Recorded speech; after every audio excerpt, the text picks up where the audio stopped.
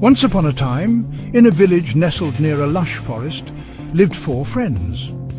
They were inseparable in their childhood, their laughter echoing through the trees. As they grew older, their paths diverged. Three friends, eager for knowledge, left for the city. Years passed in dedicated study. They mastered scriptures, sciences, and ancient texts. They returned brimming with pride in their vast knowledge. The fourth friend, however, stayed in the village. He learned the ways of the forest. He understood animals. He could build, farm, and survive. His knowledge was practical, born from experience. The villagers welcomed the learned trio back with open arms. They showered praise on their scholarly achievements. The village headman hosted a grand feast. The fourth friend, though less celebrated, felt a quiet contentment. He knew his worth, even if it wasn't sung by bards. His heart held the wisdom of the earth. His hands, the strength of experience.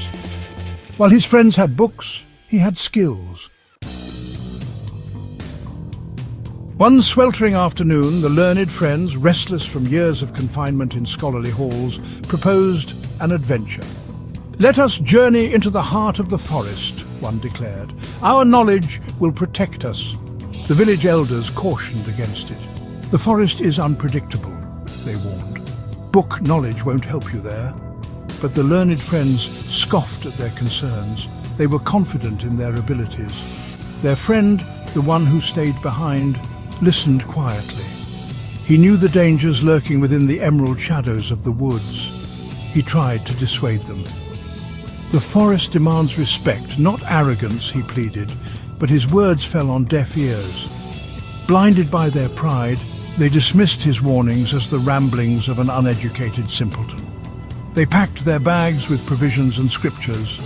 With a mix of trepidation and excitement, they embarked on their journey.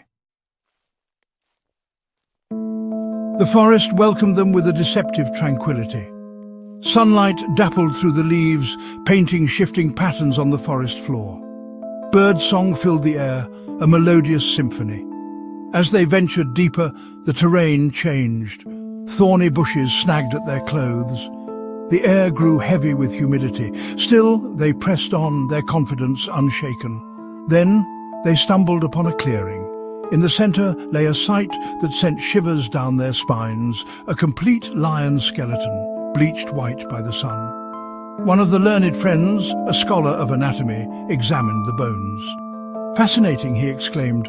"I can reconstruct this magnificent beast." The others, their intellectual curiosity piqued, readily agreed. Section 4. The folly of knowledge without wisdom.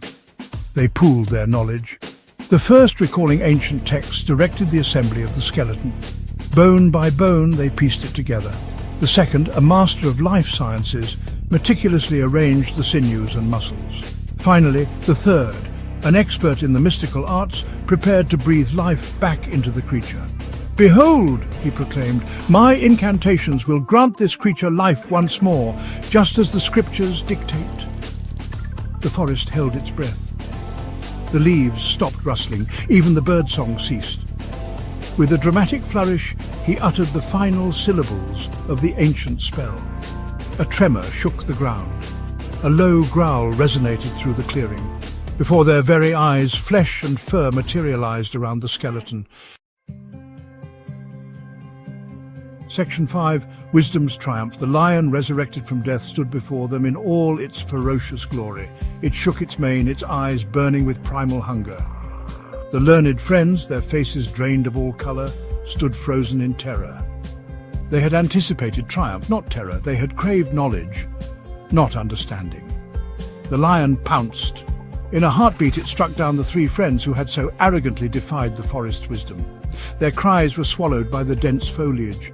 The fourth friend, who had hung back, watching the spectacle unfold, felt a surge of grief for his friends. But he knew this was the inevitable outcome of their hubris. He had lived with the rhythms of the forest, understood its language. He knew better than to tamper with its delicate balance. Section 6. The fruits of practicality. As the lion turned its fiery gaze upon him, the fourth friend didn't panic. He remembered an old hunter's trick. Swiftly, he grabbed a fallen branch and drew a line in the dirt between himself and the lion. The lion, confused by this sudden barrier, paused. It paced along the line, unsure how to cross it. Using this brief respite, the fourth friend quickly climbed a sturdy tree. He watched as the lion, unable to cross the line, eventually grew bored and wandered back into the depths of the forest. Shaken but safe, he climbed down. He returned to the village, a changed man. He carried the weight of his friend's loss. He carried it as a reminder. Knowledge, he learned, was a tool. Without the wisdom to wield it, it was but a dangerous weapon. He lived a long life, using his practical skills to prosper. He never forgot the lesson the forest taught him. He passed it down through generations. Wisdom is not in knowing, but in understanding.